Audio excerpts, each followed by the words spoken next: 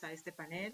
Este panel tiene por nombre la importância da diversificação painel que vamos tratar sobre a importância dos fundos para garantir a sustentabilidade das associações de pacientes. Como vocês sabem, esse é um grande problema das organizações da região.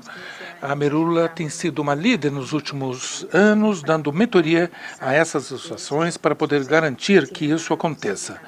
No entanto, há ainda necessidades e continua havendo situações que podemos melhorar. Hoje vamos apresentar as boas práticas de arrecadação de fundos e também maneiras de diversificar essas maneiras de arrecadar fundos. E a Edith vai dizer o que ela fez para diversificar esses meios. Temos muitos exemplos para inspirar as outras organizações e gerar o que necessitamos tanto, pensar um pouco fora da caixa e olhar para fora e descobrir que há outras maneiras de cooperar internacionalmente. Mais tarde, vamos também escutar e descobrir como podemos utilizar outras maneiras de colaboração. E para isso é sempre necessário uma boa educação. Também vamos falar sobre esse tema. Convidamos a Merula. Muito obrigado por essa oportunidade. Para mim é um privilégio estar com você e conversar com você neste 15º Fórum da Aliança Latina, por qual todos esperamos. Pela oportunidade e por ter tido a iniciativa de organizar esse importante debate aqui no nosso Fórum da Aliança Latina. Essa é sempre a principal questão, organizações sociais. O que a gente pode fazer para inovar nos nossos projetos e atrair cada vez mais investimento para o nosso propósito? Durante a pandemia, o que aconteceu? A gente foi, em primeiro momento, todo mundo tomado pelo medo. Os pacientes, os médicos, os gestores, sem saber como que seria a continuidade dos tratamentos, o que seria impactado na descontinuidade dos remédios, né, de todo esse sistema, de que forma ele estaria sendo afetado pela pandemia.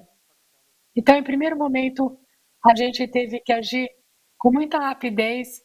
Toda a nossa equipe trabalhou home office, começou a oferecer os serviços à distância, online, para os pacientes.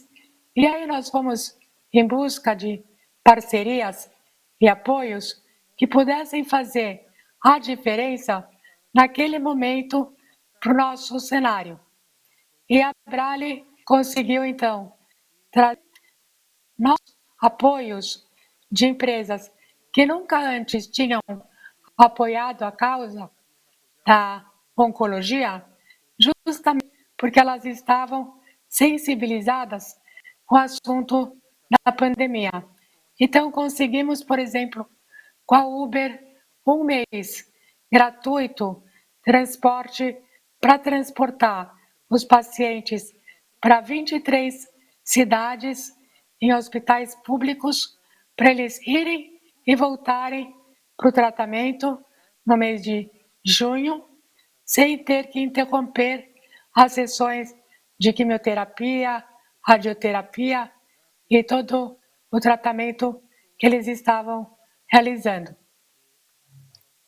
Também nós conseguimos sensibilizar uma outra empresa que chama Cabify, também que faz transporte de carros, e acreditar para eles apoiarem doação de sangue, porque como com a pandemia muitas pessoas estavam com medo de ir até os hospitais, então foi possível sensibilizar essas empresas para a gente transportar doador de sangue para hospitais públicos para poder garantir os estoques do sangue. Esses dois exemplos são exemplos que podem inspirar a gente quando tem um momento de crise. Outras empresas de outros segmentos também estão atentas à nossa causa.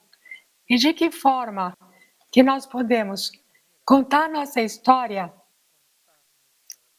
para que seja uma história não só que interesse a quem tem câncer e os seus familiares. De que forma que a empresa de transporte, por exemplo, pode ser sensibilizada com a falta de sangue no mercado. Então, o nosso desafio é contar uma história de tal forma com que aquela empresa que está trabalhando um assunto perceba o valor de atrelar a marca dela num propósito importante. E aí, quais são os fatores importantes para essa empresa fazer a parceria? Primeiro, que realmente existia uma necessidade real do mercado. Segundo, a Brale conseguiria dar a solução completa do problema que a gente estava enfrentando, que é conectar eles com os bancos de sangue,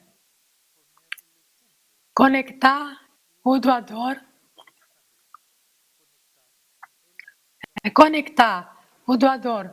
de qualquer cidade com um banco de sangue que seja próximo da sua cidade, nas cidades que a empresa tem interesse de atuação.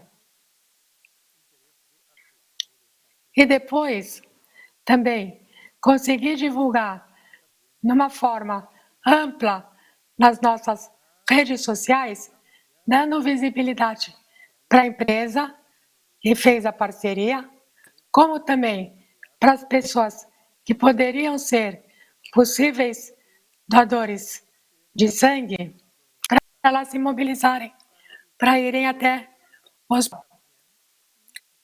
E, por fim, conseguir comunicar para o paciente que esse serviço estava ajudando a nossa missão.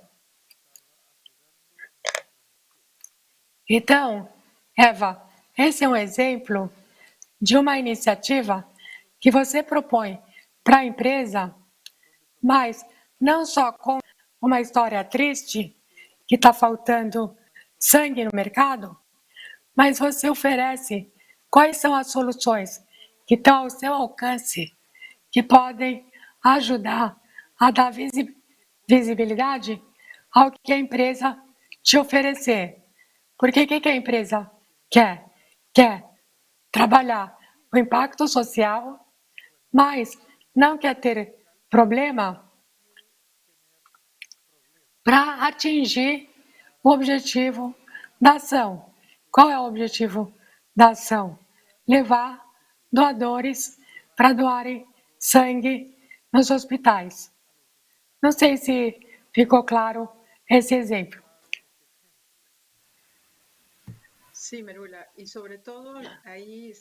E, especialmente, nós vemos a importância de atuar com vários outros atores, não somente a organização e aquele que vai gerar o financiamento de um novo projeto. Nesse caso, do Covid-19 ou a pandemia, a minha necessidade de reagir de uma maneira ativa a todas as necessidades necessárias. E também você conseguiu que essas parcerias não fossem feitas somente com empresas que vai ajudar ou apoiar um novo projeto, mas também interconectar tudo isso com o sistema de saúde, que era justamente quem tinha a necessidade além dos pacientes. E isso eu acho que é importante destacar. Quando a gente procura arrecadar para alguma causa, essa ação que será realizada tem um efeito e um potencial resultado quando a gente articula tudo entre todos. O paciente saiu beneficiado, a empresa teve também a sua ação de responsabilidade social, a ONG que articulou tudo isso conseguiu sucesso no projeto e o hospital que necessitava doação de sangue para os pacientes conseguiu fazer com que todos pudessem ter transporte de acordo com a necessidade. Isso é importante.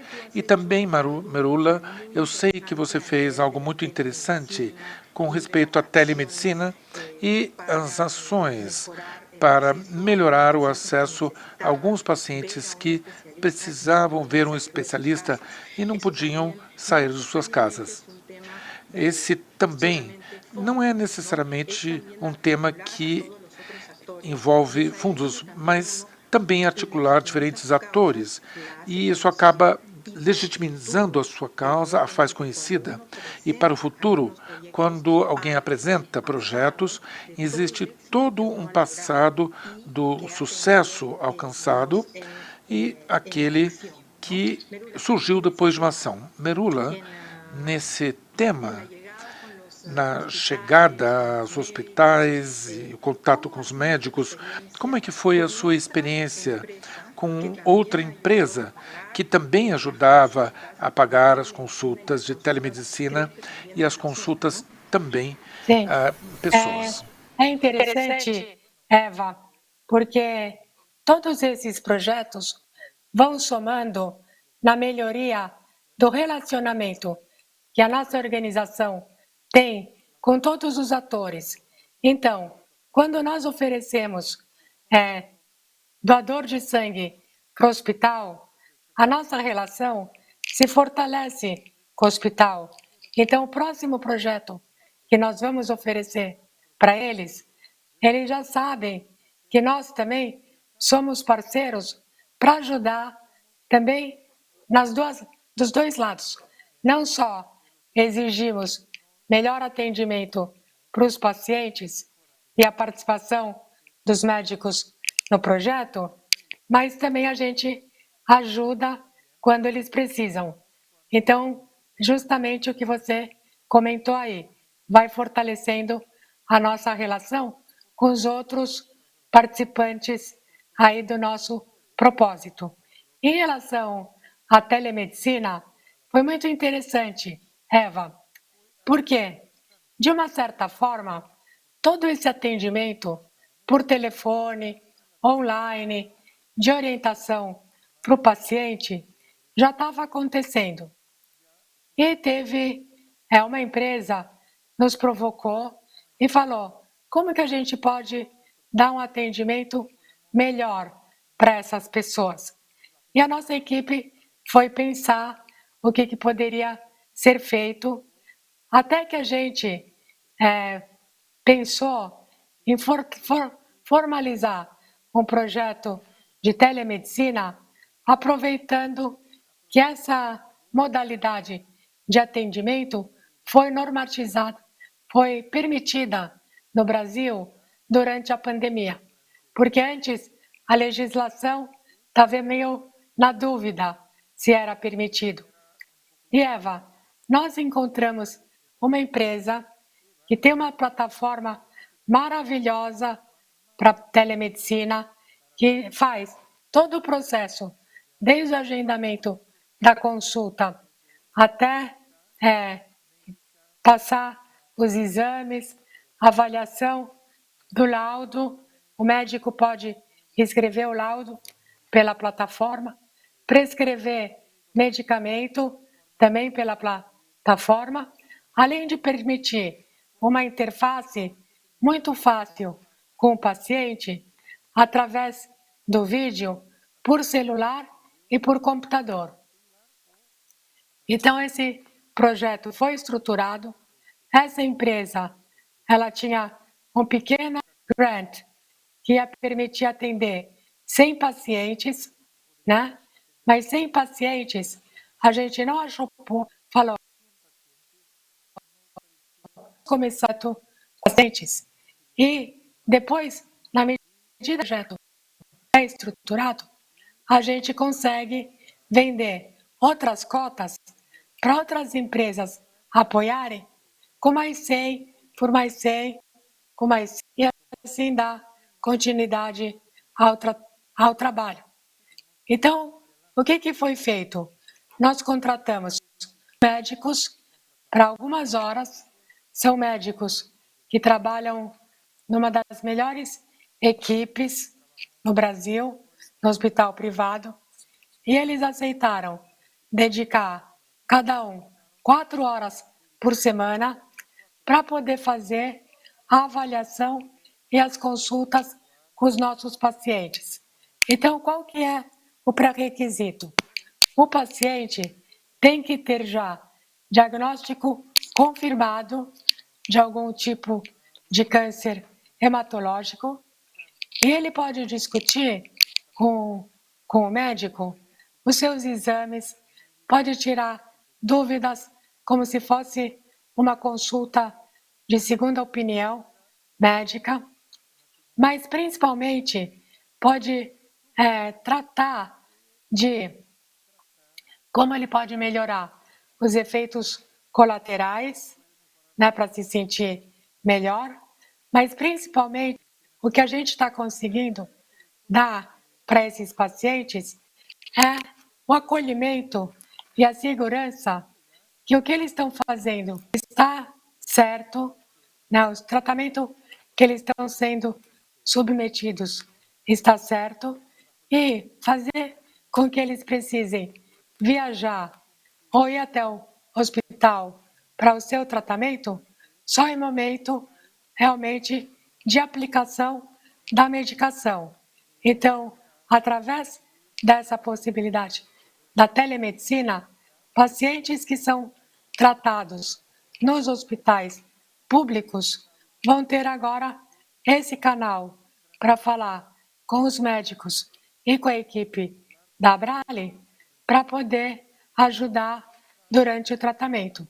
E Eva, com esse projeto, a gente pode oferecer também apoio nutricional, apoio psicológico, tudo à distância.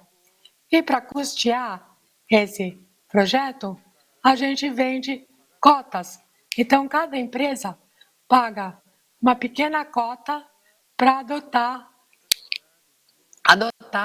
100 pacientes, 50 pacientes, e dessa forma a gente consegue oferecer o projeto de forma gratuita e ajudar o paciente a ter acesso a grandes especialistas sem ter que viajar para São Paulo para poder ter a consulta com esses médicos.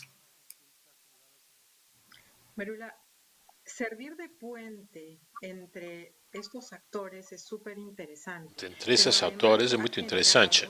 Isto gerou uma situação de fazer de ponte para modificar as políticas públicas, porque o que você fez foi abrir uma porta para ter acesso à telemedicina, à consulta à distância, que gerou um resultado que ouviu para as autoridades, para os hospitais, somente através de uma ideia. Essa ideia tem a ver também com achar financiamento de outros atores que não estão na área de saúde. Isso é muito interessante e acho que para aqueles que são os membros da Aliança Latina, que estão assistindo esse fórum e que estão procurando novas ideias, isso é brilhante. É brilhante ver como não somente você conseguiu achar um fundo para gerar um novo projeto, mas esse projeto teve um impacto na política pública e esse impacto na política pública gerou uma melhoria no atendimento dos pacientes à distância. Esse tipo de prática, você acha que podem inspirar de forma mais estruturada as organizações de pacientes? Como você acha que eles deveriam olhar para esse tipo de iniciativa que começou a inovar devido à pandemia? há muitas organizações na região que mudaram sua maneira de operar e prestar serviços por causa da pandemia, e também olhando outros métodos e outras formas de levantar fundos, porque a situação mudou radicalmente. Então, exemplo, trabalhando com 3 atores diversos, já que você trabalhou com médicos, com a prensa, que tinha as cotas, e a organização Abrale também, como você acha que tudo isso pode ser articulado de uma forma mais estruturada para estabelecer políticas públicas em outros países? Vavá, eu acho que o mais importante é sempre que as pessoas pensam em projetos para arrecadação de fundos, a pergunta é: que projeto eu posso fazer que possa ser de interesse para quem vai financiar? E a minha resposta é: essa é a pergunta errada.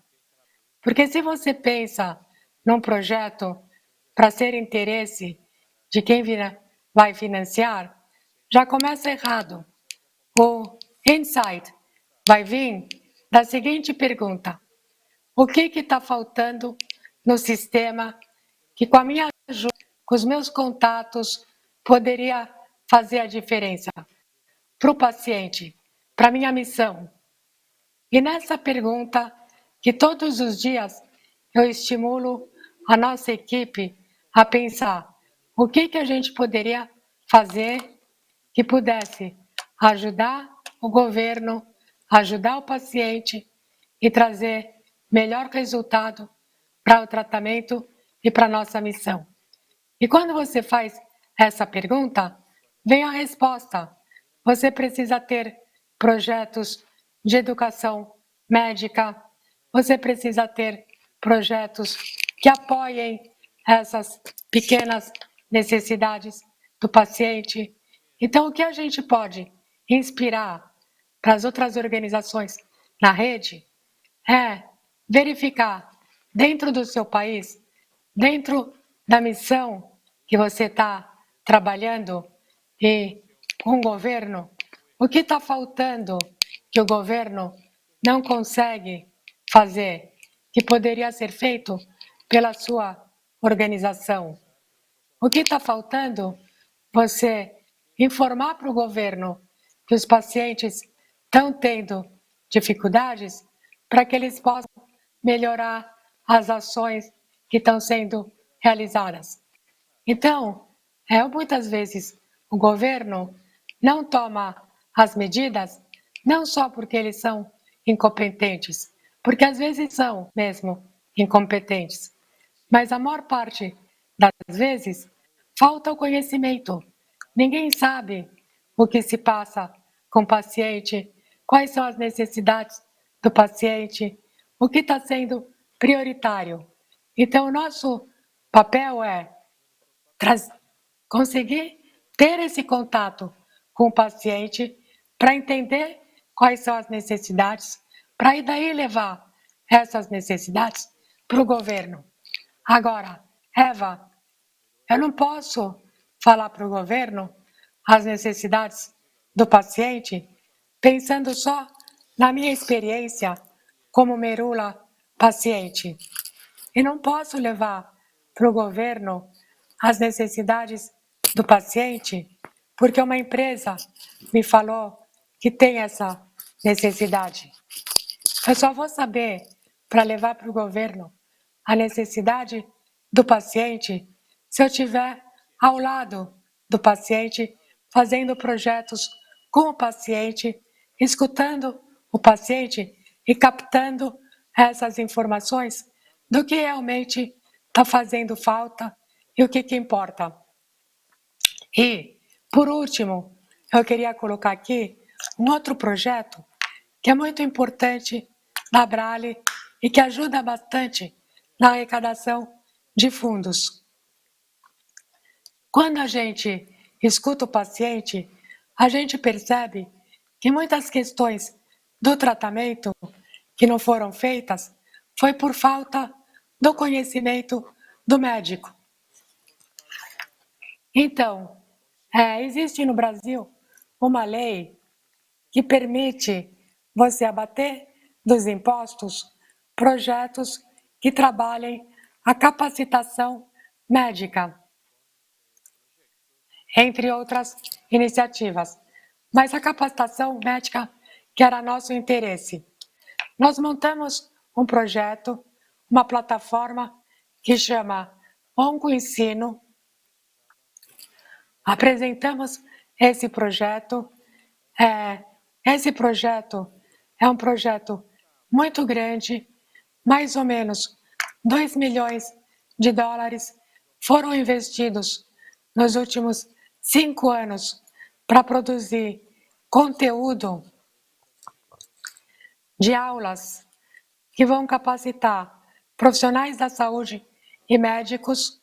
São cursos de 12 horas, no total são 35 cursos, e a Brale fez parceria com 220 hospitais públicos para capacitar gratuitamente os profissionais de saúde desses hospitais. Então, só para falar alguns detalhes importantes desse projeto. Como era um projeto caro, não adiantava começar com pequenos patrocínios. Então, a gente precisava que fosse um projeto que permitisse das empresas abaterem dos impostos para poder ser um valor muito grande. Então, quem doou para esse projeto foram empresas como a IBM, empresa de televisão no Brasil, e um banco, porque eles têm bastante imposto para pagar e puderam abater no valor dos impostos. Para o curso ficar interessante para os médicos quererem fazer, a gente fez uma parceria com a Albert Einstein para eles darem o certificado. Então, o curso é da Brale, mas o certificado é do Albert Einstein.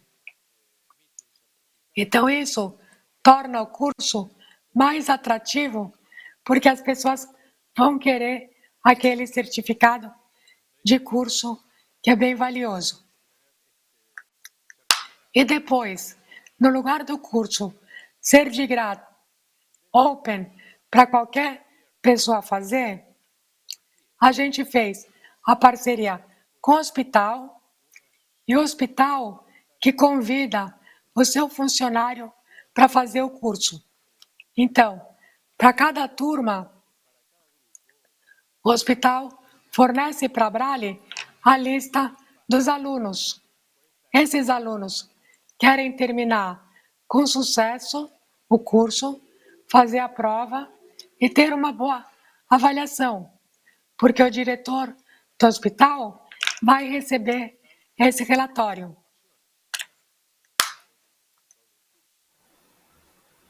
Merula, es súper interesante eso que dices, y también hay otra cosa que yo quisiera que nos hables. Hay un proyecto... É muito interessante o que você falou. Tem um projeto projeto grande que você implementou, que é o movimento Todos Juntos contra o Câncer. Nesse movimento você conseguiu organizar o governo, a indústria, a sociedade civil, e eles estão conversando num fórum todo ano, e por trás desse movimento você conseguiu implementar o Observatório do Câncer. Relata para nós como que é importante a geração da informação para processos de advocacy que gera legitimidade das organizações e, a sua vez, legitimidade para obter fontes de arrecadação em interesse de novos investidores ou doadores. É o propósito. Pois bem, a questão é o propósito. De fundos vai chegar quando o que você está fazendo realmente é impactante. Quando nós propusemos o movimento Todos Juntos contra o Câncer, foi com a intenção de juntar os múltiplos atores que estavam fazendo advocacy. Porque quando nós iniciamos, Eva, e você estava nessa época, em 2006, com a Aliança Latina, muitas organizações não sabiam o que era advocacy.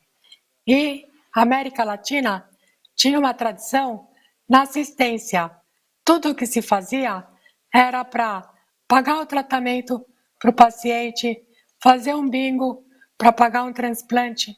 Então, a sociedade civil se organizando para cumprir o papel do governo. E através das ideias que nós vimos nos Estados Unidos, nas organizações americanas, europeias, a gente viu que para impactar numa grande escala, você precisaria trabalhar com o governo. E foi nesse modelo que a gente tentou divulgar a partir de 2006. Muitas organizações começaram a fazer advocacy no Brasil. E hospitais, e ONGs. Então, para organizar essa vontade de trabalhar com o governo, nós propusemos o movimento Todos Juntos contra o Câncer. Vamos trabalhar juntos na mesma agenda. Então, cada um que vai fazer uma ação, a gente divulga dentro dessa agenda do Todos Juntos contra o Câncer. E cada ano o movimento foi crescendo. Logo no começo, a gente pensou, como que a gente vai medir se realmente está fazendo algum impacto? Então, o nosso questionamento para o governo foi, onde estão os dados? Quantos pacientes estão morrendo de câncer? Quantos pacientes estão chegando no diagnóstico no estado avançado? E o governo respondeu, todos esses dados estão nos nossos bancos de dados. E foi aí que nós fomos para uma análise minuciosa do que existia de dados, que a gente verificou que existiam microdados que estavam sendo coletados, mas não estavam sendo organizados de uma forma que qualquer cidadão pudesse entender. Então, a solução proposta para que a gente pudesse monitorar o movimento Todos Juntos contra o Câncer e também monitorar o impacto do nosso trabalho foi propor observatório de oncologia que pega os dados públicos, organiza de uma forma mais fácil e daí você coloca lá câncer de mama no observatório.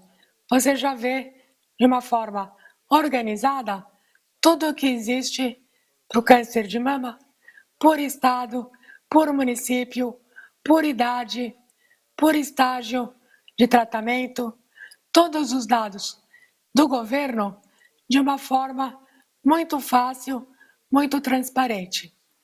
E isso, Eva, acabou sendo exemplo para o governo querer melhorar os seus dados. Porque se ninguém usa os dados que o governo coleta, então eles também não precisam coletar de uma forma adequada. Na medida que o cidadão começa a usar os dados, a gente provoca no governo uma necessidade de melhorar os dados, além de dar maior visibilidade para os problemas. Bueno, Merula, yo creo que nos has contado una serie de ejemplos y Y para para mí mí realmente realmente es es un un honor honor poder poder entrevistarte, entrevistarte, poder hablar contigo en este panel y poder estar con ustedes tres, que que son son personas personas súper súper motivadoras motivadoras y y creo creo que que son son las las líderes más prominentes que hay en la región latinoamericana y en el mundo entero. Ahora quiero pasar con Edith Grinfant-Scholk de la Fundación Flexer a hablar un poquito del ejemplo y de la historia de su organización y cómo ella, desde el inicio, evidentemente evidentemente esto esto inicia inicia con con una una situación muy difícil y muy dura en su vida, pero además la experiencia que ella trae de su familia, de una familia de empresarios, genera un movimiento que no solamente fue la Fundación Flexer, sino ha sido un movimiento a nivel de toda la región latinoamericana con el tema del cáncer infantil. Edith, muy Edith, feliz de que hayas aceptado estou feliz que participar en você este tenha panel. aceito Sobre estar todo aqui porque conosco nesse tenemos painel e hace compartilhar muchos sua años que venimos experiência. hablando de estos Faz temas muitos anos y que a veo gente que tienes fala una esses súper temas e que você tem experiencia muitos y que pontos de tienes vista, mucha uma experiência relación muito con los interessante grupos para diferentes, compartilhar miembros de da la sua organización. experiência, da Y me experiência da gustaría sua saber, família, que era uma família de empresários. Quero que você nos relate como você começou com esse modelo de negócios, já que no terceiro setor a gente tem que pensar não somente na ganância, nem nas perdas, sino como podemos fazer crescer e sostener tanto as organizações quanto as ideias. Mérula fez frisou que é o que falta no sistema e como posso eu contribuir com meus contatos e minha missão para fazer uma diferença. Conta para nós como você começou com a ideia de que uma organização tem que ter fondos diversificados. Bem-vinda e muito obrigada por estar aqui. Graças, Eva, e felicitações, Mérula, por tanto trabalho. Conheço você faz muito tempo, mas eu não tinha a dimensão do trabalho que você levava a cabo. Então, vamos me concentrar de acordo a que nós falamos, porque precisamos de diversificação numa organização.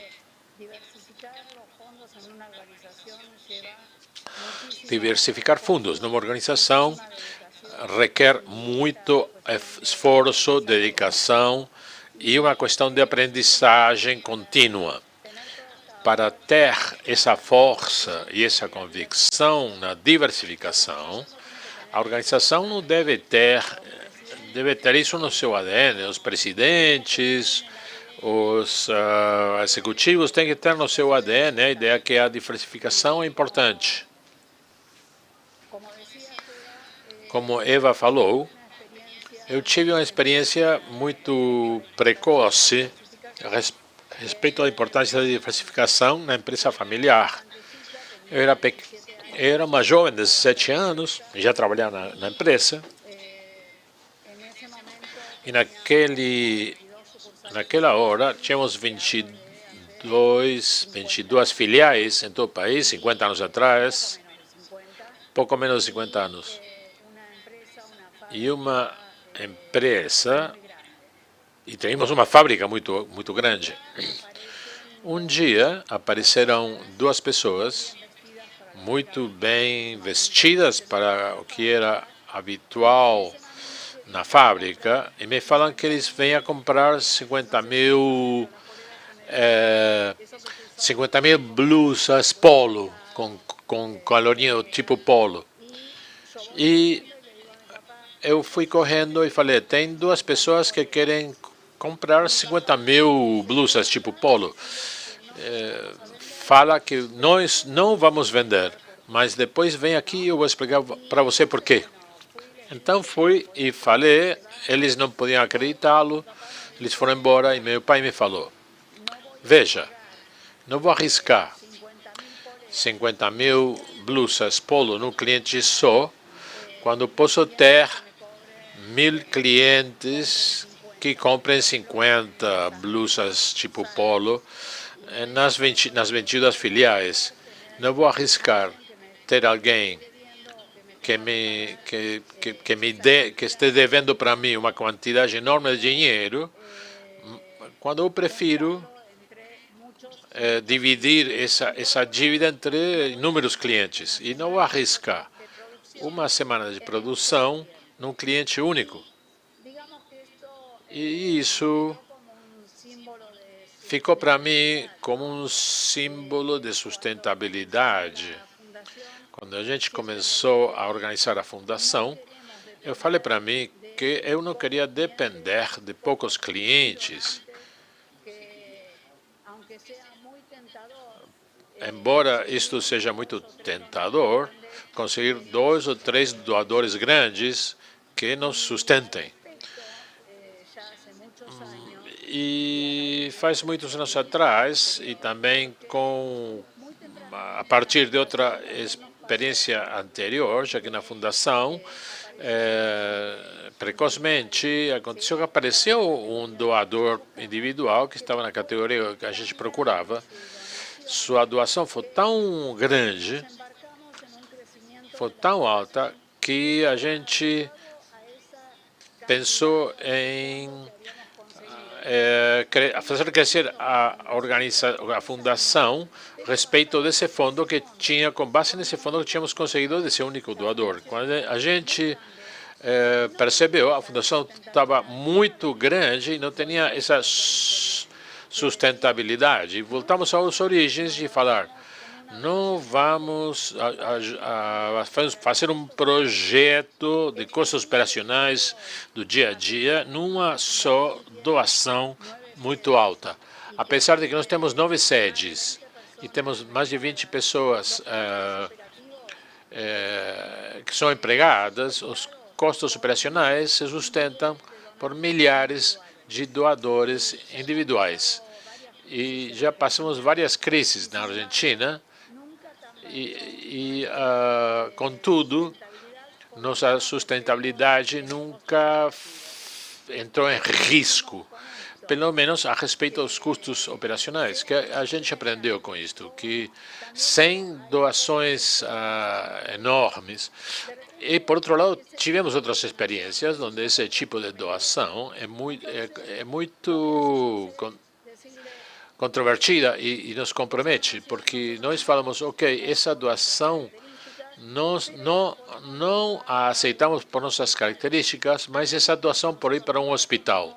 A gente não toma essa doação para fazer que a fundação se sustente e a gente não quer se comprometer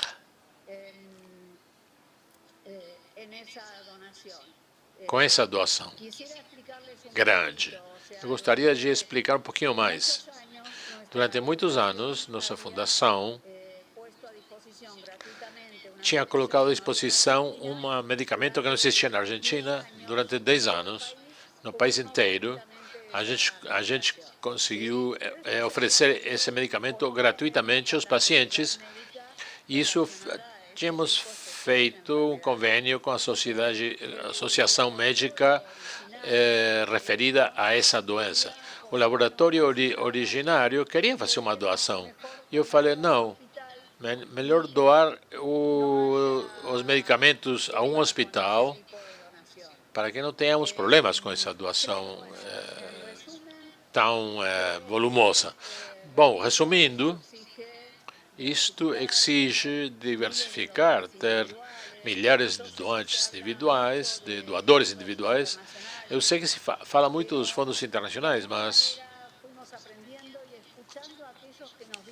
nós aprendimos e ouvimos aqueles que nos falavam que muitas organizações internacionais, 90% do seu sustentabilidade está em doantes individuais. Sei que é muito esforço, isso requer muita capacidade e de acompanhar os doantes individuais, mas nossa maior certeza está que, sem menosprezar o aporte de muitas empresas, inclusive da indústria farmacêutica, mas não numa proporção desmedida, a totalidade de nossos custos operacionais está coberta por doações individuais. Algumas empresas cobrem ou apostam em projetos determinados, ou doam para projetos específicos. Mas durante a crise atual, a gente não sofre demais com a redução de nossa receita. E hoje em dia, com a pandemia, não somente mantemos os serviços remotamente, sino que aumentamos os custos em suporte aos tratamentos, ao transporte de pacientes, com acesso não somente a quimioterapia, sino a medicação de suporte. Hoje em dia podemos continuar mantendo a quantidade de medicação de suporte que a gente proporciona aos pacientes. Até ali é o que posso falar. E espero poder convencer vocês que o esforço da diversificação não somente dá resultados, sino que é necessário, que vale a pena. Muchísimas gracias, Edith.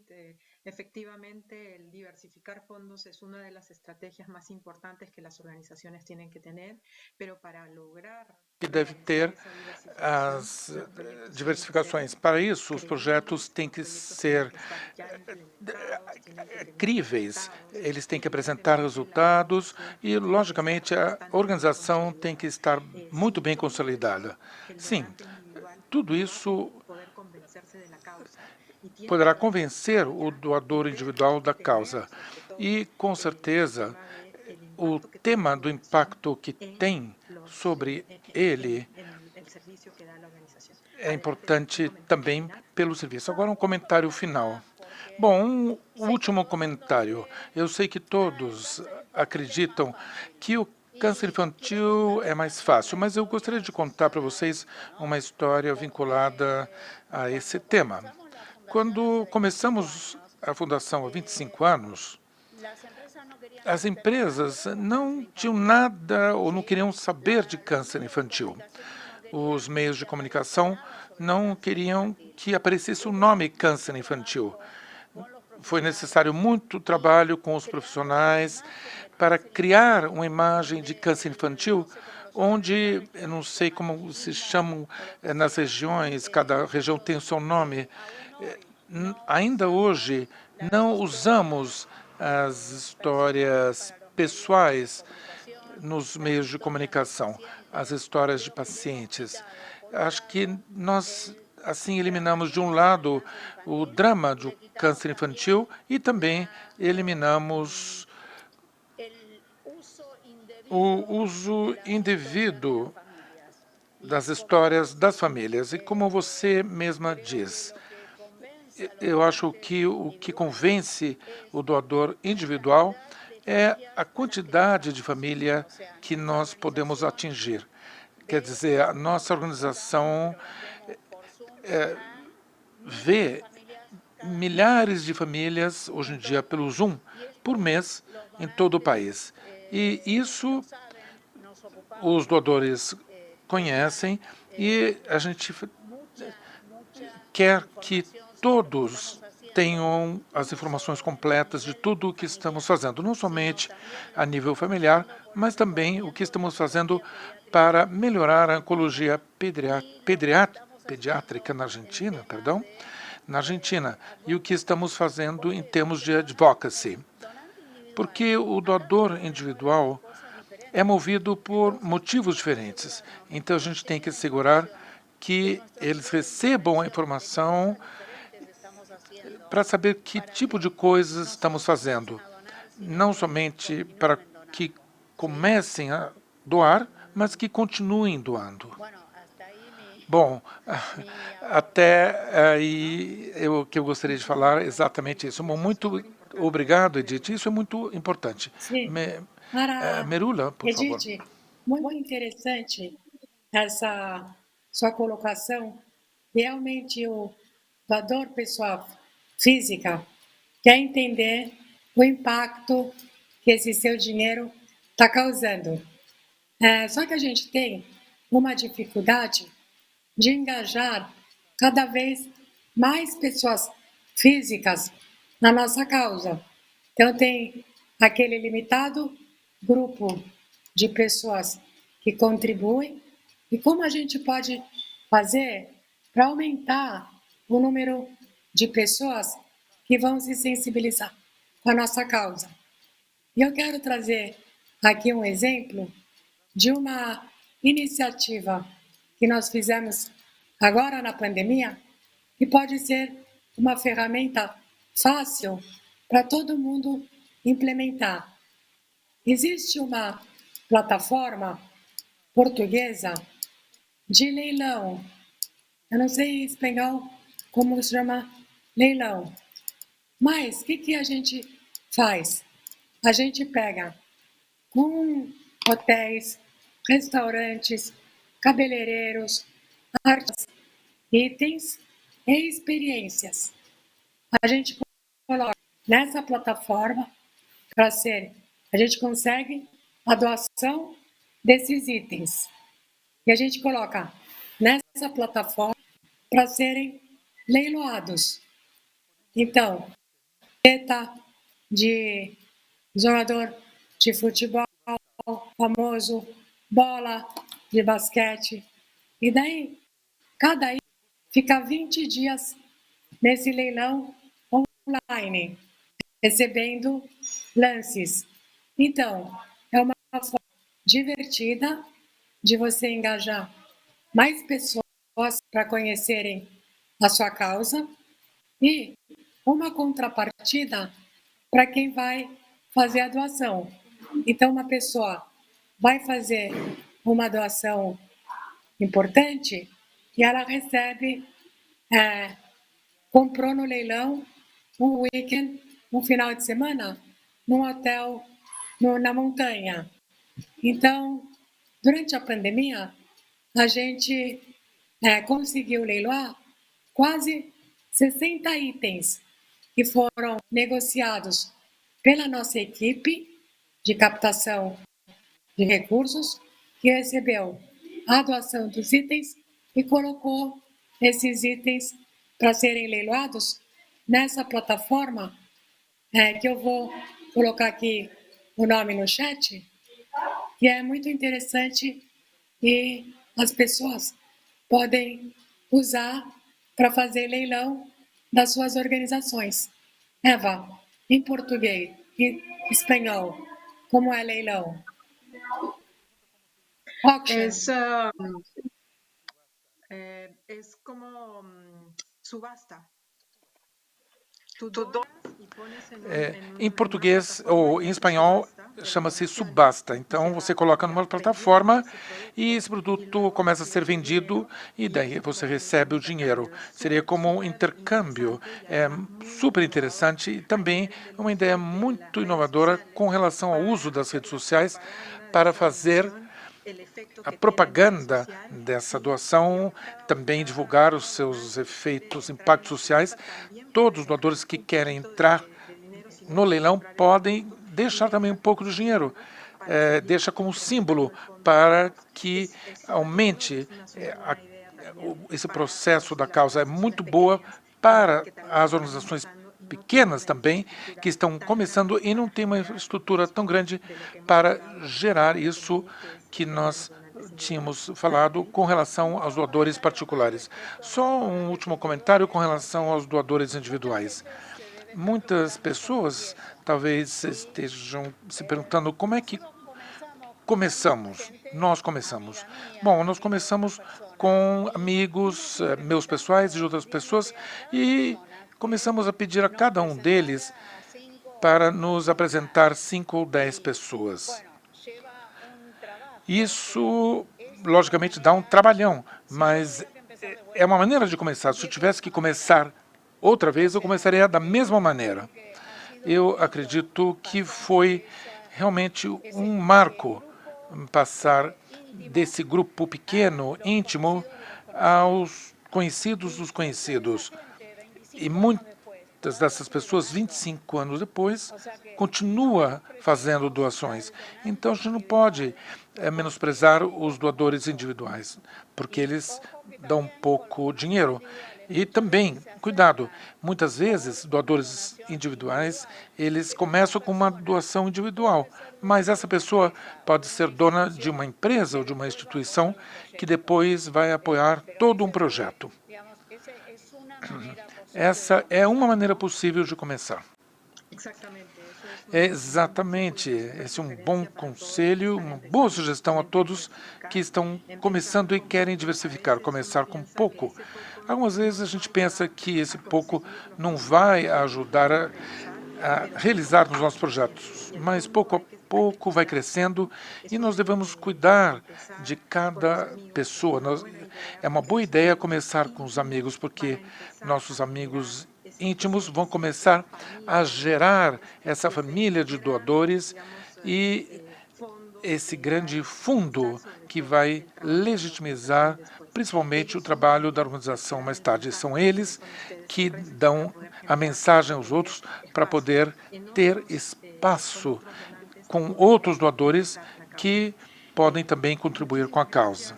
Muitíssimo obrigado, Merula, por compartilhar com a gente a sua experiência e principalmente essas grandes coisas que você está realizando. São exemplos inspiradores e com certeza há muito a fazer seguindo o seu exemplo.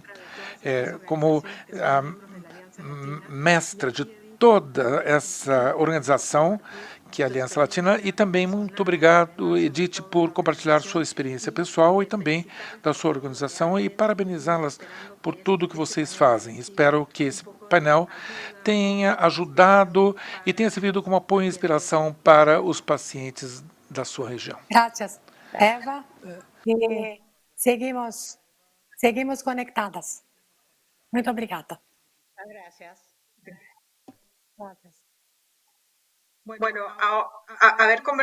Bom, depois de haver conversado com Merula, presidente da Aliança Latina, nos inspirou muitíssimo também. A Edith compartilhou um pouco do que ela faz na sua causa com a sua instituição. E agora vamos ter uma especialista em termos de impacto social. Ela é Lina Tangrife e é especialista em impactos sociais e parceira de Açaí, uma empresa associada que trabalha na região para ajudar as organizações do terceiro setor para melhorar suas práticas e também fortalecer suas instituições e, principalmente, diversificar os fundos com o financiamento internacional e com ideias para esse tema.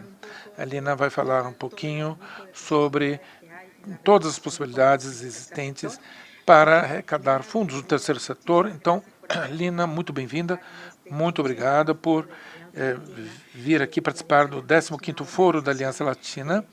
É uma organização que trabalha em rede, com mais de 180 organizações de pacientes em toda a América Latina, tentando melhorar e conseguir melhores práticas para todos. Muito obrigado, Lina.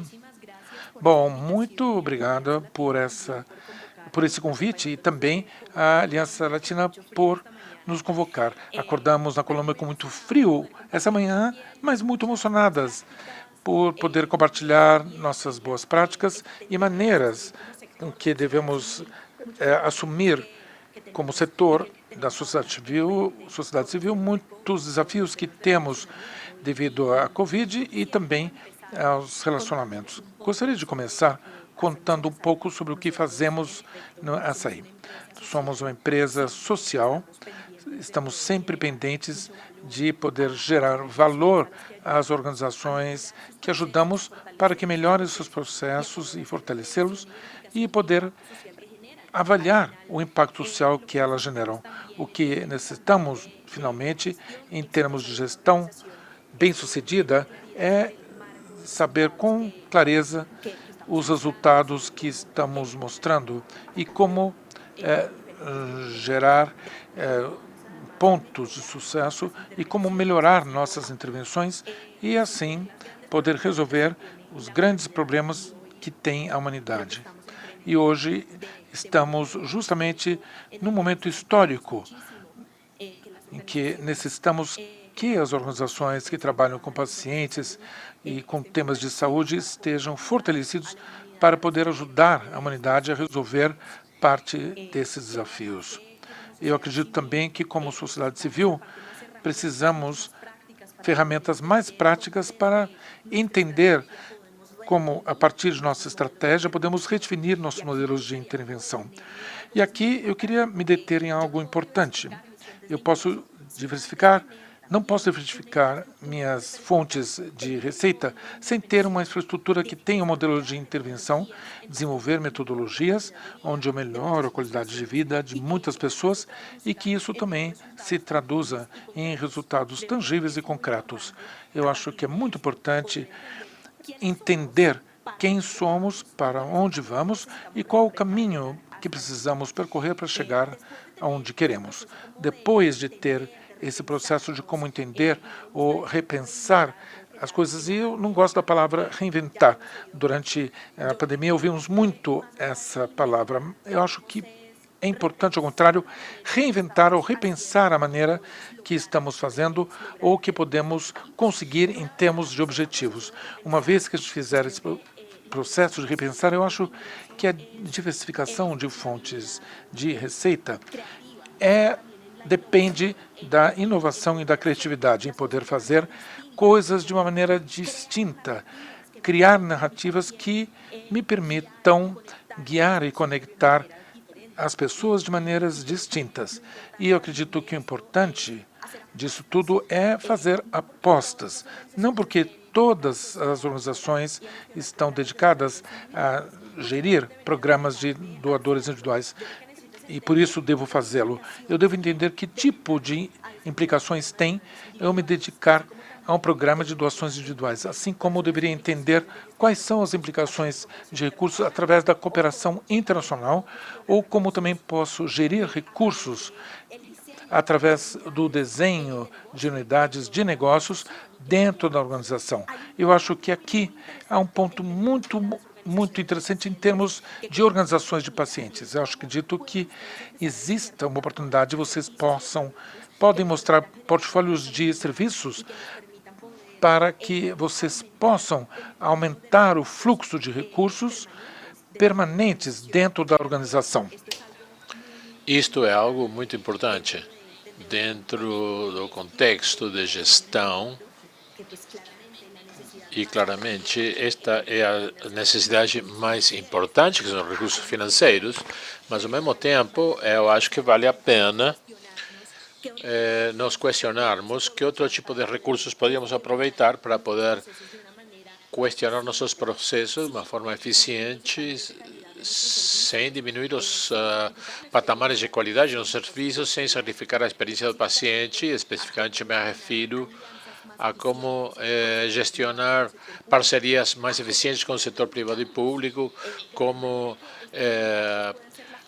ganhar voluntários que podem ser a fonte do trabalho e da gestão e das habilidades que podemos gerar em nossos processos. E isso são recursos, só que não são recursos financeiros. Então, acho que a gente não presta atenção que o escopo de recursos é muito largo e que não só deveríamos pensar em recursos monetários, financeiros, sino que também como poder planejar parcerias e processos onde os voluntários sejam uma parte-chave do desenvolvimento institucional de uma organização da sociedade civil. Com isso, poderia adicionar, ou me referia à importância de processos como a medição e gestão de resultados em termos de poder mostrar a todos o que nós fazemos, e como estamos transformando vidas.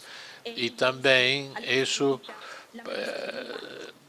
com isso também podemos medir o impacto, mostrar de fato o que estamos fazendo com os recursos que a gente tem e como estamos transformando, fazendo uma diferença para milhares de vidas em nossos países.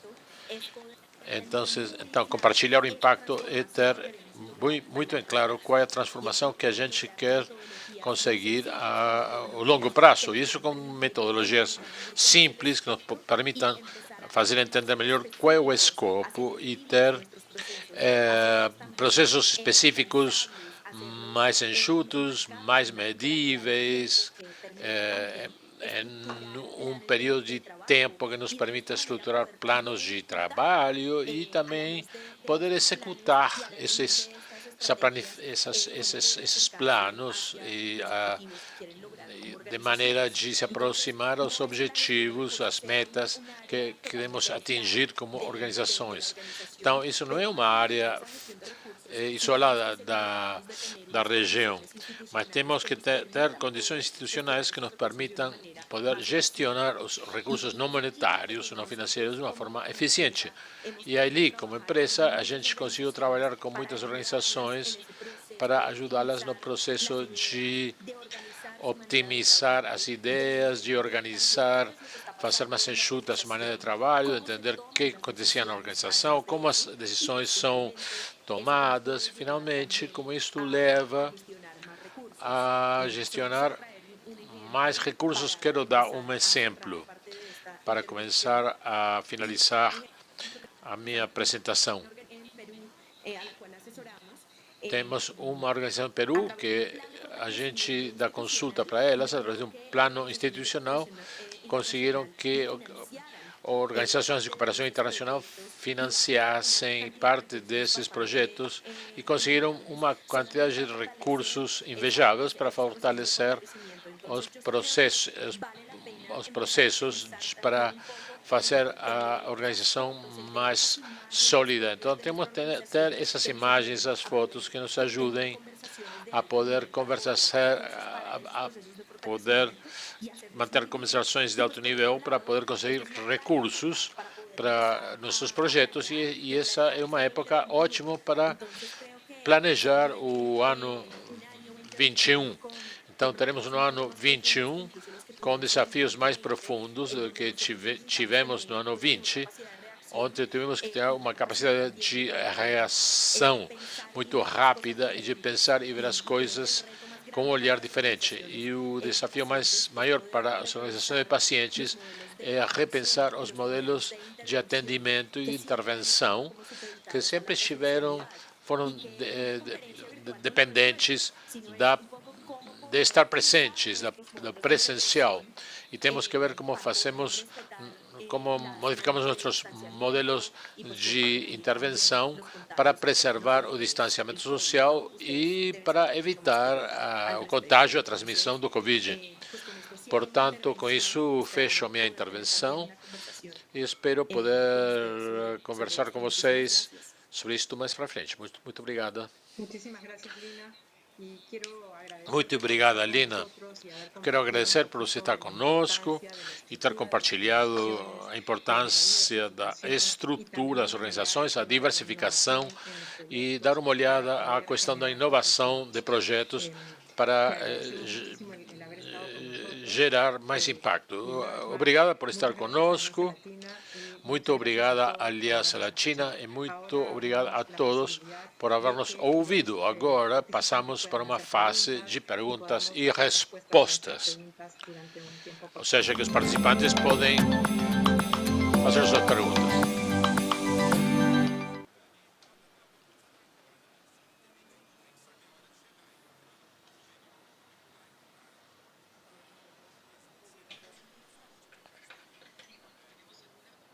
Bem, temos algumas perguntas que vamos começar a responder. Uma de Rosa Monteiro de Chile. Ela tem uma organização que trabalha para crianças com artrite juvenil e infantil. Que recomendações existem em inovação quando trabalhamos com crianças com doenças invisíveis? É uma pergunta muito complicada, não sei se eu tenho a resposta. Vou tentar te ajudar um pouquinho para responder o assunto da dificuldade que a gente pode ter em lidar com doenças que não são aparentes, que parece que não existissem. Aqui tem um trabalho muito grande de difusão. Tem patologias que parece que não existem, que não dão para ver, mas que são muito penosas para quem as sofre. Temos que educar a população para entender e sensibilizar a sociedade para que quando as crianças numa escola sabem que uma criança tem uma dessas doenças invisíveis, podem se sensibilizar e podem ajudá-lo e poder nos colocar no lugar do outro, do paciente. Esse é um trabalho muito amplo que é uma sensibilização e educação da sociedade civil, mais difícil do que estabelecer uma política pública, mas temos que trabalhar muito na comunicação da tua causa, de sensibilizar sobre a questão da infância e procurar outros pontos. Uma amiga do Paraguai nos fala: você acha que a forma de capacitação ou de treinamento pode ser desenvolvida para familiares de crianças doentes? Bom, a plataforma de Todos Juntos contra o Câncer, um observatório de dados e uma observação. Por enquanto tem dados sobre cânceres de adultos, mas imagino que podem desenvolver também dados sobre outro tipo de doenças, não somente sobre câncer para adultos, porque o que eles fazem é articular a informação que existe e organizar uma dinâmica que existe entre as diversas epidemias e articular essas informações e esses dados como toma de decisão. Para o tema do câncer infantil seria super importante de implementar um espaço, não somente para o Brasil, sino para observar o que acontece nos pacientes com câncer e seu grau de sobrevivência depois de haver superado algum tipo de patologia oncológica, que é importante de ver nos países. Sabemos que pacientes e crianças, entre outros, quase 80% estão livres de doenças e têm muito bom sucesso na sua vida depois de ter superado as doenças. Esses dados não são tão positivos entre os países, então um observatório ajudaria muito para tomar boas decisões e melhorar o acesso para que as crianças possam ter um futuro mais brilhante. Outra pergunta: à vista da sua experiência com câncer, como podemos influenciar os tomadores de decisão durante a pandemia? Qual seria a melhor estratégia para mitigar e para fazer essa comunicação? Durante a pandemia, graças, Thalita, por essa pergunta, porque realmente é uma pergunta muito importante. Há muitas doenças que foram deixadas de lado, não esquecidas, mas deixadas de lado pela emergência sanitária que a gente viveu, que continua vivendo durante o ano de 2020, e ainda vamos ter problemas também no próximo ano, até que possamos ter acesso às vacinas. E não somente com as populações de risco, sino com a população em geral.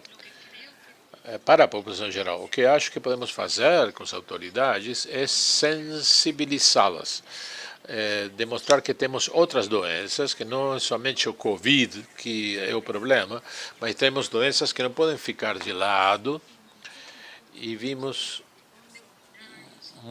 fizemos muito webinários e seminários para dar uma olhada na situação do câncer e de outras doenças crônicas, e percebemos e fizemos também enquetes para saber o que aconteceu com esses pacientes.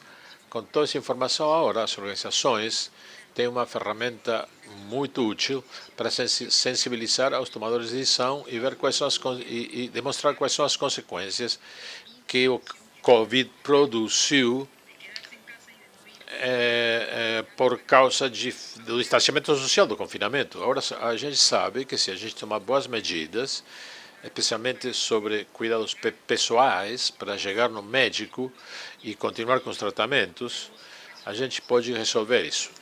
O que aconteceu com as autoridades? As autoridades tiveram muito trabalho para mitigar a crise e se concentraram absolutamente no Covid. É o momento agora para começar a conversar e para demonstrar que existem outras doenças, que há organizações que estão trabalhando em forma constante com outros tipos de pacientes para estabelecer medidas de como poder atender a esses pacientes. Temos bons exemplos e iniciativas excelentes para continuar o acesso aos tratamentos, sobretudo sobre pacientes oncológicos. Até houve soluções como quimioterapia